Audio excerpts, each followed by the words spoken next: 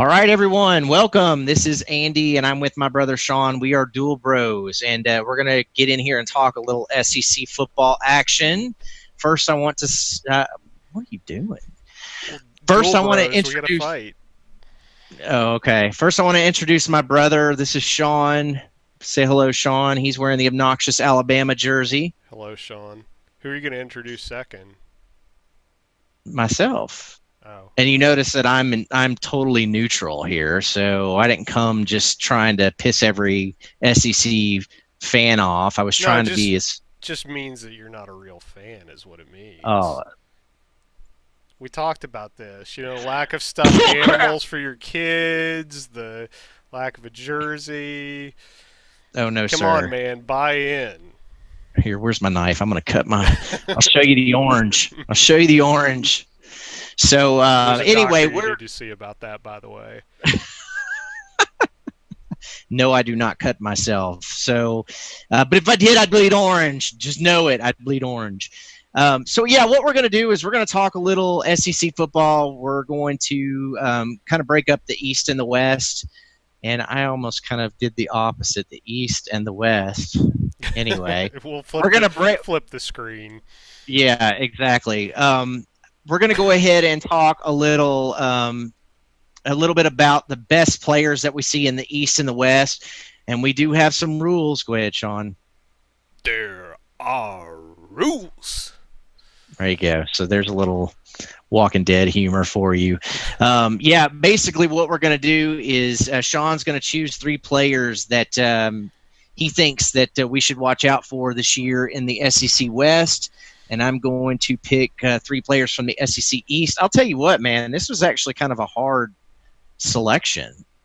It is. And I mean, in some ways, the whole idea about picking a best, well, best means a few different things, right? Because the team itself may struggle, but a few of my picks really are kind of gonna kind of be linchpins for their team. So best in the sense that are they necessarily going to be the top of the SEC? I mean, that remains to be seen, but I think they're going to be linchpins for their teams.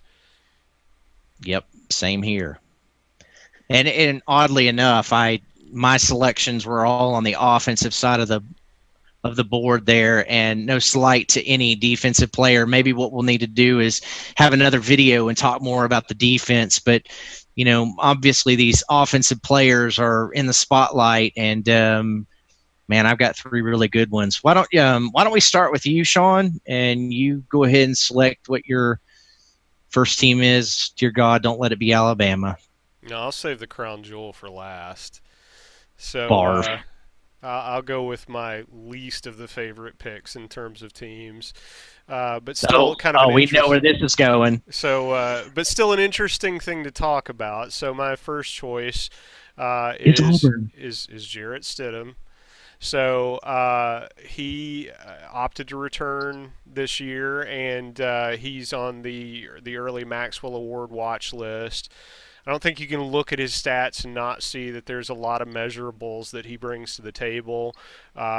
He ended up with 246 out of 370 for his completion. That puts him top of the SEC with 66.5%. He had 3158 yards, which is really impressive. I believe that is second in the SEC.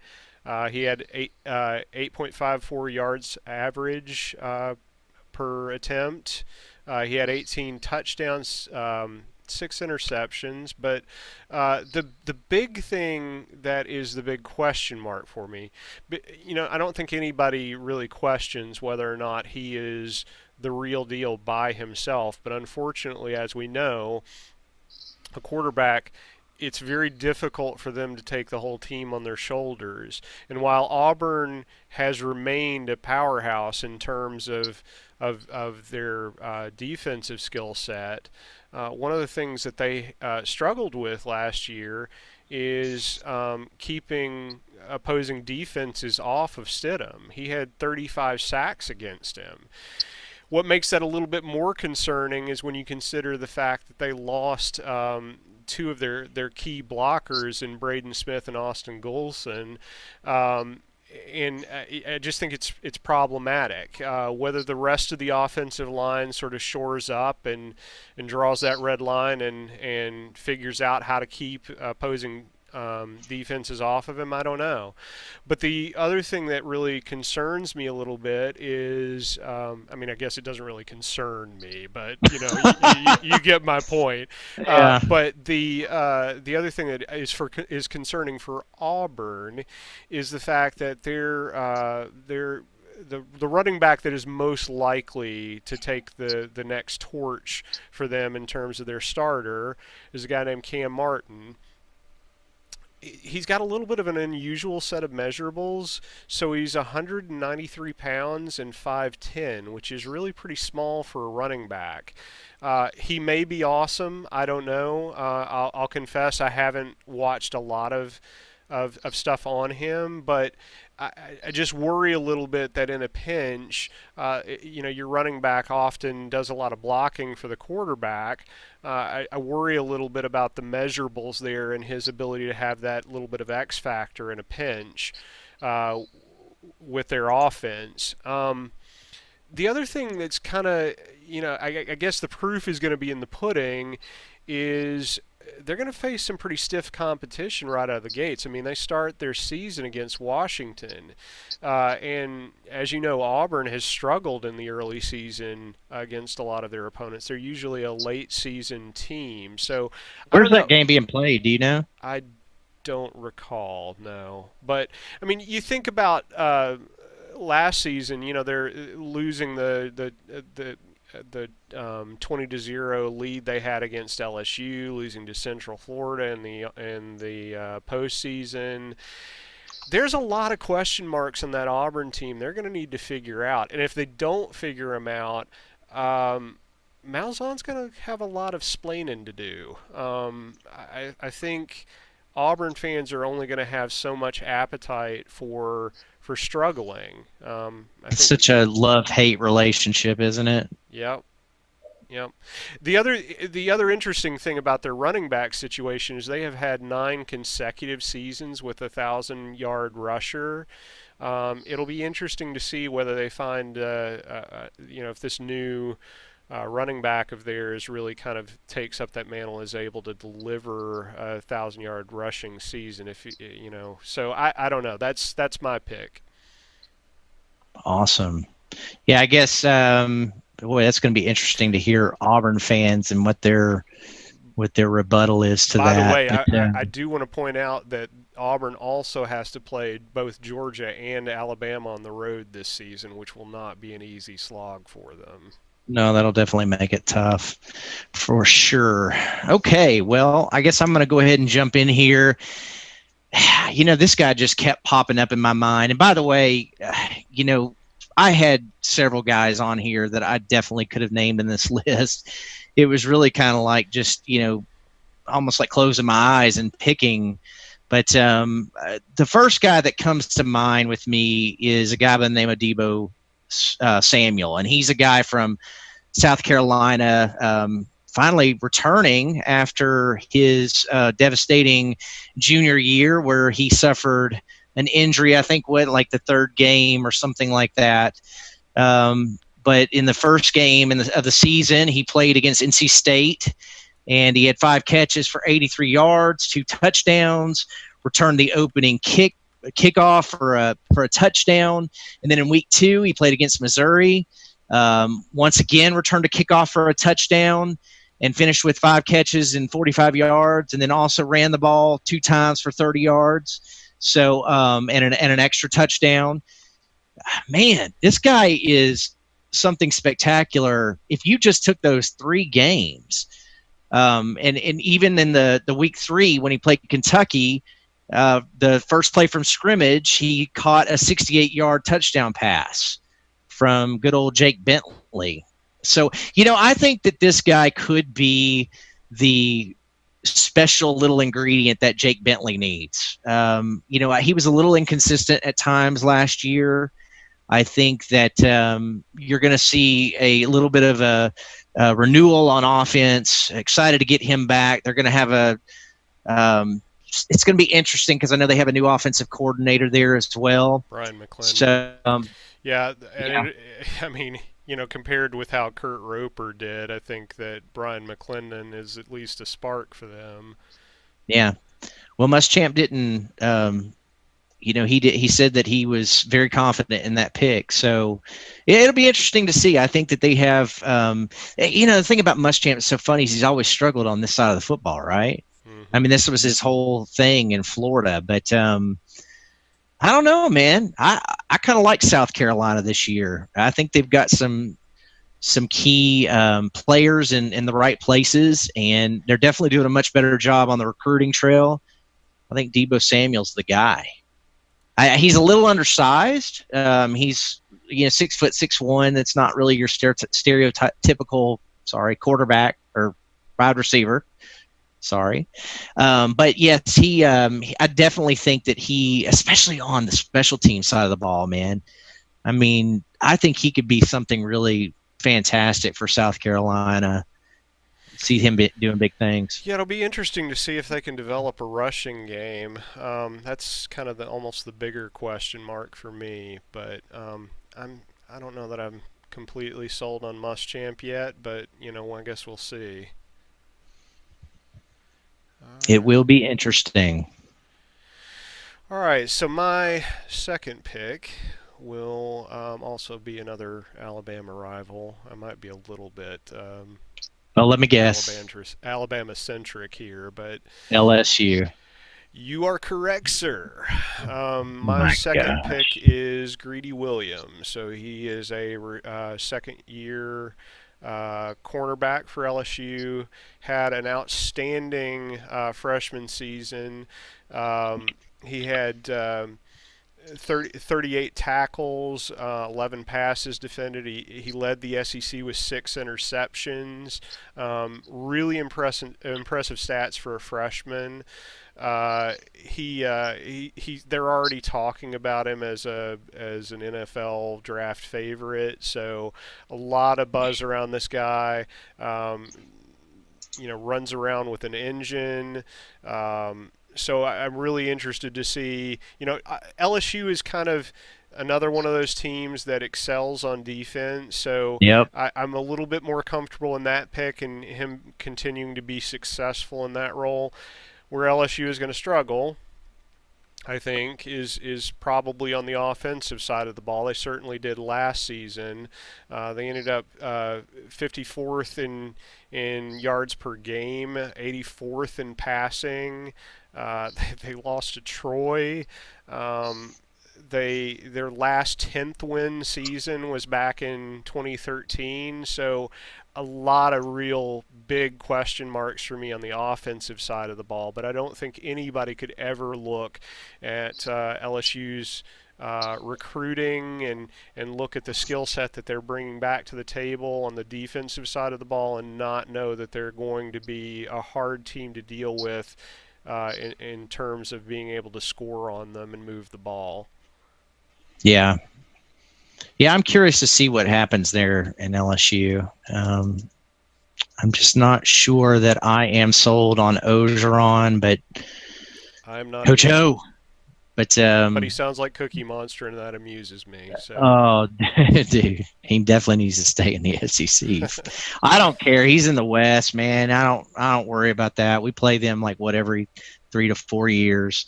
So, but yeah, they've kind of lost a little that shimmer over the past few seasons. So it'd be interesting to see if Ed Orgeron can turn that program around and sell himself. So, okay, well, I'm going to go ahead and jump in here and pick another rival of Tennessee's. Man, this pains me. Georgia. I mean, come on. You cannot question what kind of run they had last year, being the second season for Kirby Smart and taking them all the way to the national championship game. The first thing that I wanted to talk about, the person that I was thinking about originally was Fromm, but I don't know, man. I'm having some question marks about him. What are you questioning about him? it'll be interesting to see if the season goes as well for him as it did last year at the beginning, because I know he's got a guy that is going to be chomping at his heels. That is that everybody is looking at in Fields. So I didn't want to pick him for that reason. I was afraid that something might happen down the line, He's already and been Fromm is being talked about on the early Heisman discussions, but I know. my whole thing about early Heisman predictions. It's Yeah. like throwing a dart at a dartboard, and I think they're way too early to start talking about that. So the person I'm going to choose to talk about is DeAndre. And no, I'm not Mm-hmm. talking about DeAndre Baker. Everybody's talking about him. Of course, everybody's talking about this guy too. DeAndre Swift is the guy that I'm going to go with. And the reason why I am focusing on this guy is because I know there's going to be a lot of attention put on him since they lost Sony Michel and Nick Chubb to the NFL. Man, this guy has got a lot of potential. Last year, he had 7.6 yards per carry for 618 yards and just 81 attempts. He had 3 touchdowns in that. He also caught, and that was on the ground because he did have a touchdown that he caught. He had 17 passes thrown to him and had 153 yards and 1 touchdown there. So the thing is, like, I want to see, what kind of production they can get from some of their other running backs there on the team. This guy is going to be something special. And, the first thing I wanted to look at was Georgia's offensive line, because I knew that they had lost a pretty big player in Isaiah Wynn. But, man, this year was unreal in recruiting for Georgia, wasn't it? Yeah, it's like one of the best recruiting classes maybe in the history of college football. It's ridiculous. And honestly, like, Kirby Smart excelled at recruiting at Alabama. It's disgusting to see him go and recruit the way he's recruiting at Georgia, and the talent bed that he has in Georgia. It's really kind of scary. It's disgusting either way, being at Alabama or Georgia. But and of course we have to play both teams, so we don't win either way. At least when he was at Alabama, they were on the same team. So yeah. But no, this Georgia team, it looks scary, man. Now I know that doesn't always translate. You do have a lot of freshmen that are coming in that will make some big impacts, but who knows? Who knows how long it will take for those players to develop and to see the field. But I definitely think that DeAndre Swift is going to be the guy there in Georgia to watch this year. So I foresee a lot of ESPN highlights seeing this guy all over the field. So, Gotcha. yep. All right, well, let's get to the heart of the matter. So, talking a little bit about Alabama and who my pick is for Alabama. So let me start by saying who it is not. Because the obvious pick, I think, for a lot of people would be to say, Tua would be the guy to go with. And I think there's no question in terms of his production in the championship game and decisive finish to that championship game, that it's kind of his team to lose at this point in time. Now, I do want to say, like, one of the reasons why I didn't pick Tua, besides the fact that he is the obvious choice, is because I think this is just my perspective. But if you leave, He's going to share the spotlight. Well, He's going to share the spotlight. That is exactly where I was going. So, yeah, I think what you're going to see, and let me kind of paint the scene here as to why I believe this is going to be the case. The SEC media days, they asked Saban what he thought about, whether Hurts was going to be on the roster, or whether he was going to be playing his position, and he effectively said he didn't know. And word, I guess, got back to Hurts on that, and he approached Saban and said, Coach, I'm going to be here. Like, I'm not going anywhere. So that leaves you, if that's true, that leaves you really with a few different options that seem likely. Now, there have been some people that have discussed the possibility that Hurts moves to a running back position and becomes a running back. I just personally don't see that happening. Uh, Hurts as a running back would be a little bit of an odd choice, and honestly, we've got a lot of really good talent that he'd be competing against at running back that I just don't know if he's lining up and they know he's going to be the running back for that play. I just don't know how competitive he's going to be in that scheme. What I think is more likely is a situation where he lines up in the Wildcat and is more of a Wildcat quarterback, and then we essentially have two different styles of quarterback that go into play. So in that regard, that's sort of why I steered clear of Tua, because I think at this point in time, his impact, while I expect it to be profound, and I expect us to be able to open up the field a little bit in passing this year because of Tua, I don't know how much shared playing time we're going to end up with. So things could change, but that's just kind of how I expect things to happen. So what does that leave us with?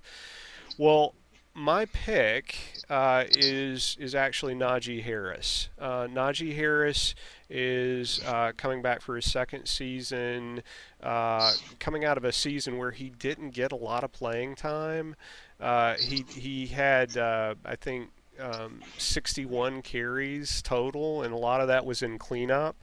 So, he didn't have a lot to kind of go off of from last season. But what I will say is this: if you look at his freshman credentials and compare them with a number of really big name running backs that Alabama has had on its roster in the last few years, he compares very favorably. So, for instance, he had 370 yards on 61 attempts, and it's an average of 6.1 yards per carry. You compare that with Trent Richardson, who actually felt like he had a lot more playing time than I guess what he really did. But Trent Richardson in his opening season had 145 attempts with 751 yards. So more yardage there, but more attempts as well for a 5.2 average. So the other thing is there have been times where Najee has looked really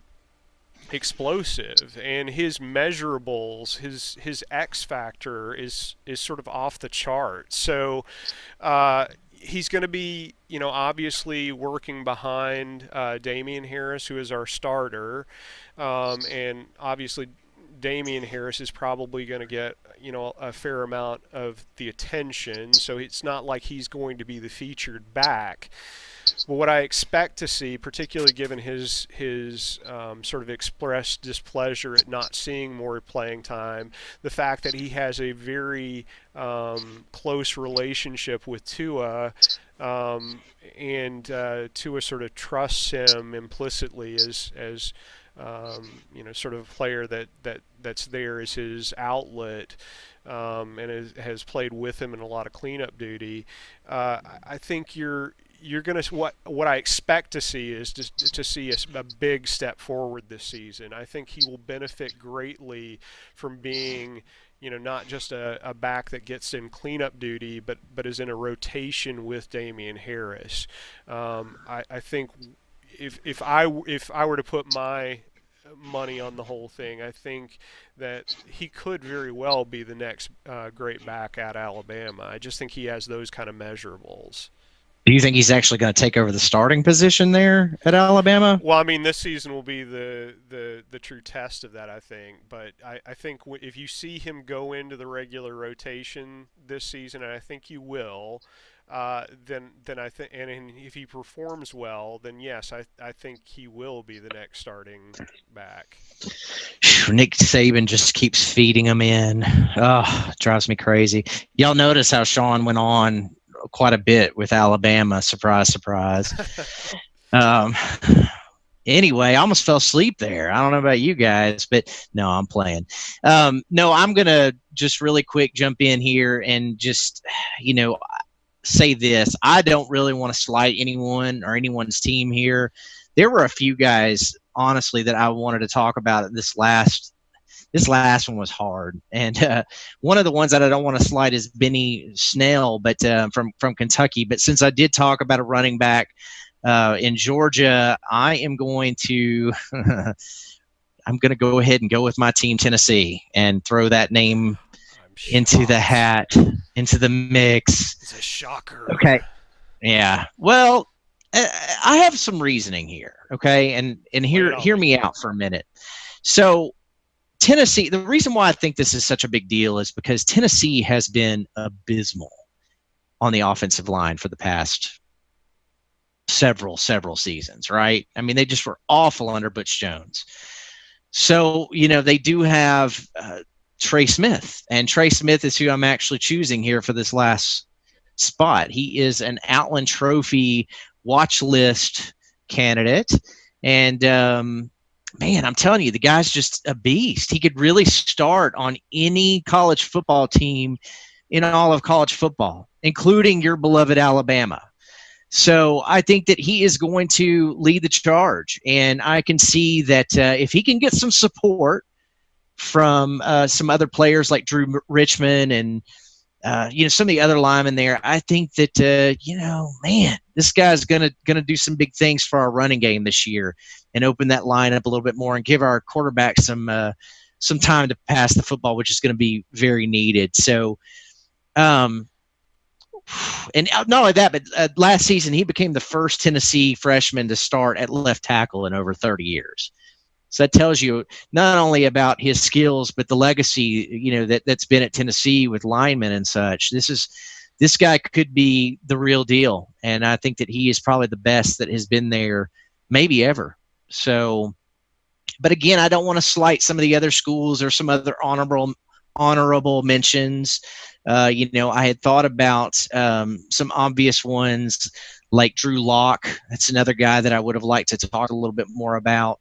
But those are my three for now. So it's kind of the same with me with Nick Fitzgerald. Being kind of another one that's going to be in the conversation this year. I'm kind of that's going to be. I'm interested to see how he develops under Moorhead as opposed to Mullen.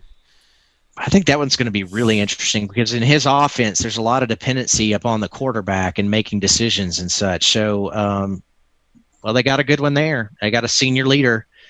Should be fun to watch. I think a lot of people are high on Moorhead for that very reason. So, yeah.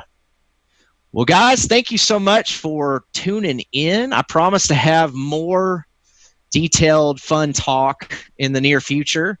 Sean, do you want to say anything before we sign off here? Yeah, roll Tide. Gosh, I knew that was I set myself up on that. You did.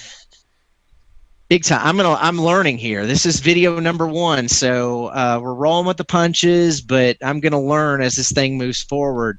Listen, if you're checking out our videos and you just want to be a part of the discussion, please fill out information below in the comments. Let us know your voice. Tell us what you think.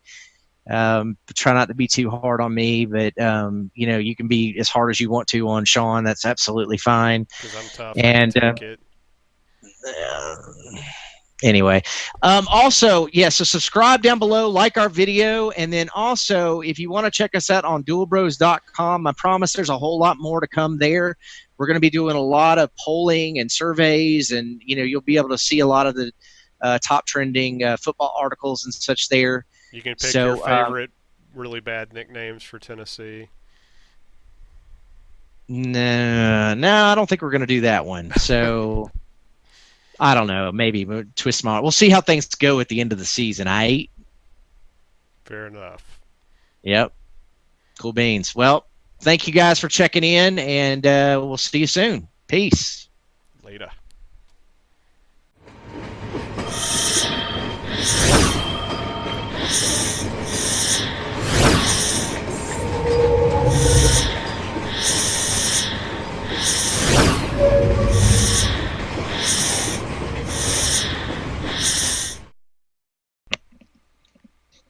Can you hear me? Testing. Testing. Can you hear me? Son of a. So the rules are that we're going to select 3 people from the SEC East and 3 people from the SEC West.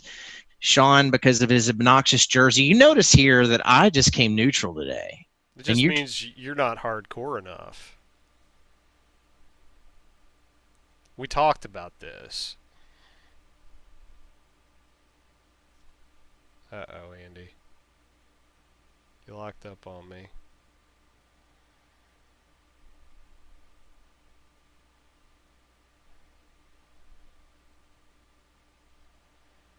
He has nothing to say. I've completely stumped him on it, and he's just, he's completely petrified. He can't respond. I mean, Andy, come on. Like, man. Seriously. Now he's offline. He can't hold down an argument.